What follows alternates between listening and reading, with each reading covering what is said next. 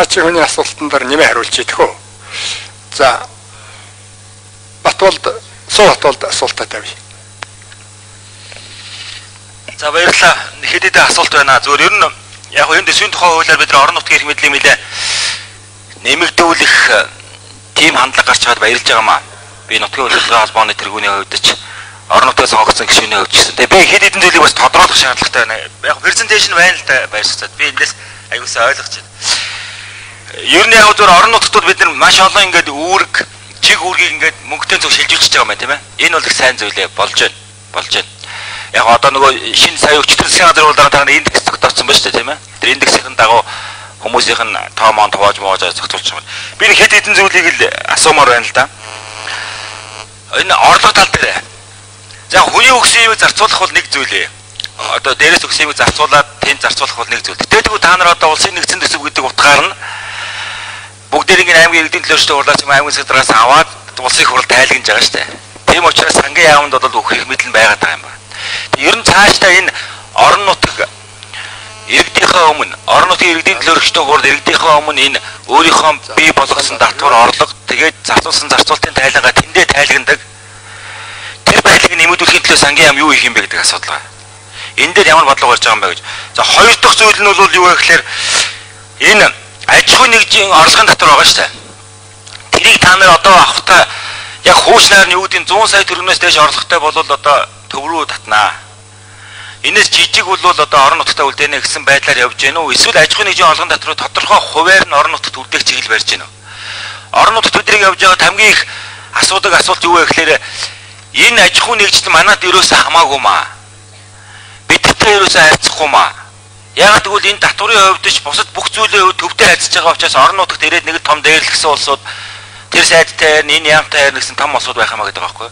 Тэг би хамгийн зөв арга зам нь орон нутагтай харьцуулахын тулд хичнээн төгрөгийн орлого олдог юм уу том аж ахуй нэгж байх нь хамаа байхгүй. Хэрв тэнд салбараа байгуулсан, тэнд одоо олборлолт явуулж байгаа, тэнд газар тариалангийн үйлдвэр эрхэлж байгаа бол тэнд зайлшгүй аж ахуй нэгжээ байгуулж орлогоороо харьцдаг байх хэрэгтэй. Татвараараа ч юм харьцдаг байх хэрэгтэй гэсэн.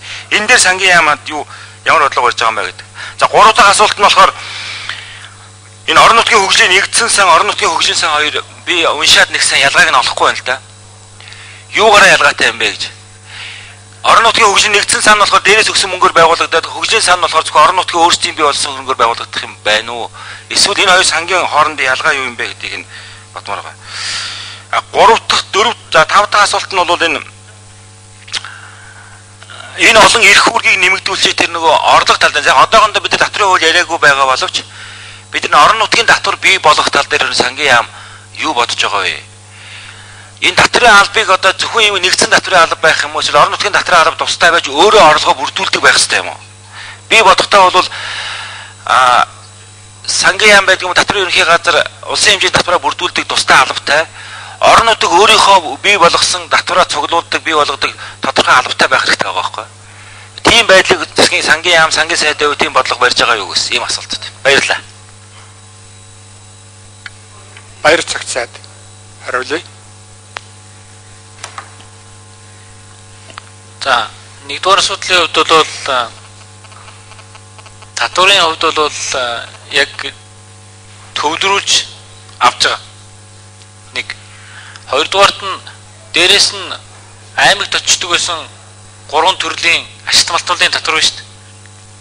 Өссөн нэмэгдэх ареалтай, нөөц засгийн төлбөр, лицензийн төлбөр гэдэг. Энэ бол өөрөө тогтворгүй татвар байдаг.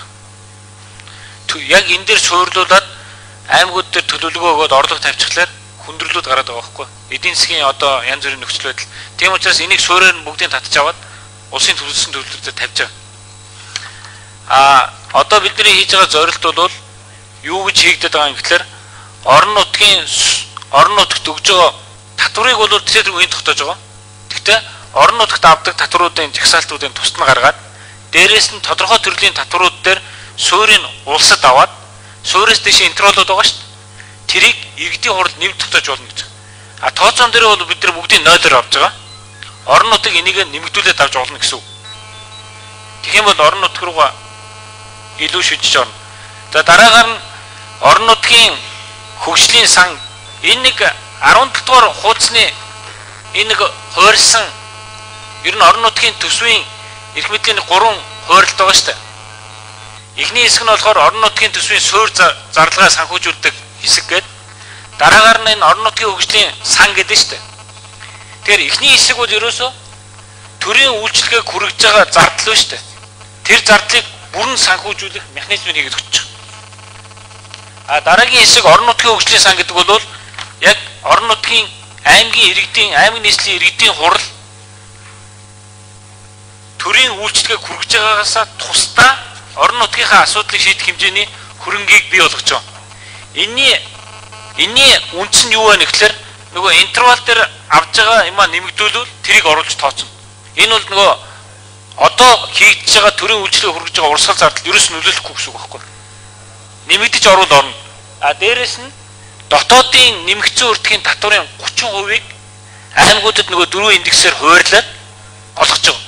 Энэнгээрээ бол орон нутгийн хөгжлийн сан гэж нэрлээд бүх аймаг орон нутагт төгдөг энэ суурь болж байгаа.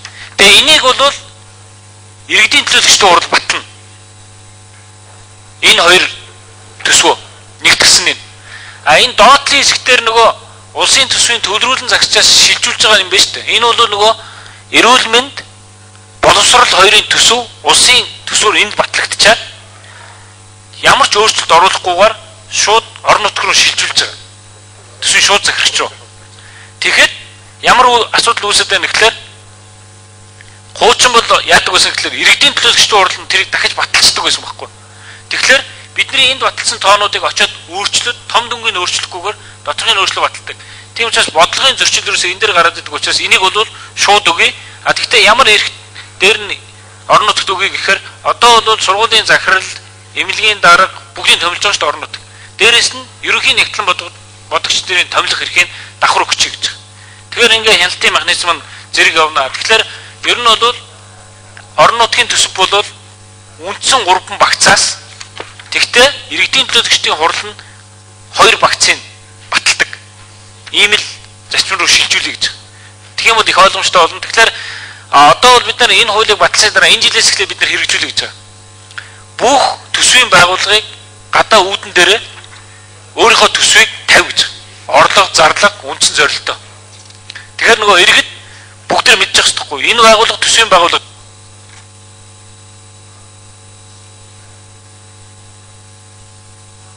За, нэмээд хариулъя. Баяр чагцаа. Төсвийн байгууллага бол ямар хэмжээний орлого зарлагтай байгаа юм бэ гэдгийг иргэд нь өөрөө мэдчих ёстой.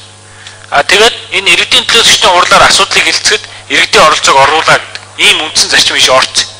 Дээрээс нь төсвийн ерөнхийлөн зарч нөгөө хөтөлбөрөөр асуудлуудаа дараа нь гүйцэтгэлээ тайлагнаж хөтөлбөр дээр суурьсан төсөв учраас бидний өмнө тавьсан зорилт чинь эрүүл мэндийн яам энэ зорилт тавьсан байж хаад шууд төсөв шууд шилжүүлж шít аймаг руу.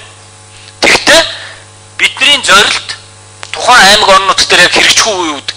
Энэ асуудал дээр нь хяналт тавих үүднээс нь эрүүл мэндийн яам өөр дөрөө дотоод аудиттай байх хэрэгтэй байхгүй. Яам нь өөрөө очиж хяналт шалгалтаа хийж явах энэ зарчим. За дээрээс нь нийт засгийн газрын мөнгө хөрөнгийн тайланг бол санхүүгийн хяналт гэдэг мэргэжлийн хяналт хийгээд за дээрээс нь хөндлөнгийн хяналт гэдэг парламентын зүгээс аудит хяналт хийдэг. Ингээд ийм дөрвөн хяналтан дээр суурилуулна гэж ингэж энийг бодож байгаа. Татварын хувьд за юу яа. Гамбин мэгшүү асуултаа тэ харин тэ тэнийг хэн хариулах юм дээр. За дахиад цагийг чи сонголоо. Товч хариулна шүү. За. гайрлаад асуудал давтагдах учраас гайг болчиход гэж. За одоо энэ дэр нэг л механизм яг дутгаж хаягдчихад байгаа гэж харагдаад байгаа. Тэрний өгөхлөөр орон нутгийн удирдлагууд хэлээд байгаа. Хуучин бол ингээ ашигт малтмалын татварын төрөл тодорхой хэсгүүд нь орон нутагт оддог байсан учраас тэнд үйлдвэр үйлчлэгээ явуулж байгаа нь бол аймаг сумтайгаа харьцдаг байсан.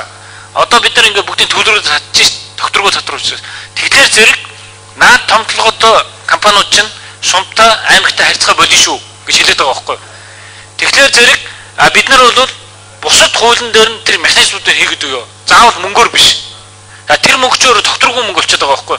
Сая нөгөө 2008 оны хямралаар ихэд хамгийн том мэдрэгдсэн яасан гэхээр Сүхбаатар аймаг бие дадаг гэж хагаад нөгөө цайрынх нь үн унаад хэмжээ нь багасангууд шууд бие дааж чадхаа болоод эхлэнгууд хүндрэл үүсэж байгаа байхгүй.